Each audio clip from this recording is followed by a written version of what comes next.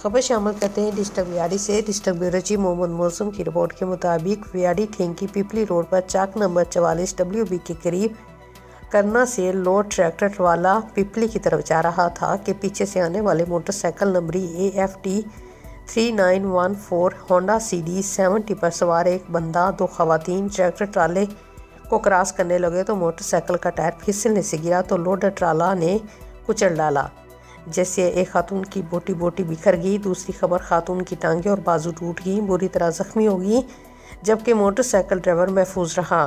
Tractor driver मौके से फरार होने में कामयाब। याद रहे कि इस रोड पर ट्राली गिरना बंद करने के लिए मोअज़्ज़िन इलाका ने DC व्याड़ी को 20 रोज़ कबल एक दरख्वास्त गुजारी थी, जिसमें मौक़िफ़ इख्तियार किया गया था कि मज़कूरा रोड पर 300 मन वज़न की इजाज़त है, जबकि ट्रैक्टर ट्राले वाले 800 से 1400 मन तक लोड कर जाते हैं, जिसकी वजह से इस रोड पर दर्जनों लोग लुकमा अचल बन चुके हैं और बेशुमार लोग अपनी कीमती जानें ज़ाया करके माजूर हो चुके हैं। लेकिन DC व्याड़ी ने इस दरख्वास्त पर कोई कार्रवाई ना की। इंतज़ामिया व्याड़ी की इस लापरवाही की वजह से आज एक और खातून जान की बाजी हार गई और एक खातून अपनी कीमती अज़ा खो बैठी।